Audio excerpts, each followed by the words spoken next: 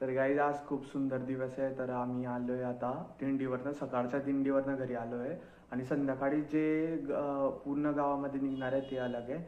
त्याला आपण संध्याकाळी 3:30ला जाणार आहोत. तर आज खूप सुंदर दिवस आहे आणि आज दिवशी आईने पण घरी खूप मस्त जेवणाला बनवलं आहे. ते की आहे मी तुम्हाला दाखवतोच. तर आता लाईट गेली तर चांगलं दिसत नसेल, पण डाळ भात, पुरी आणि भजे.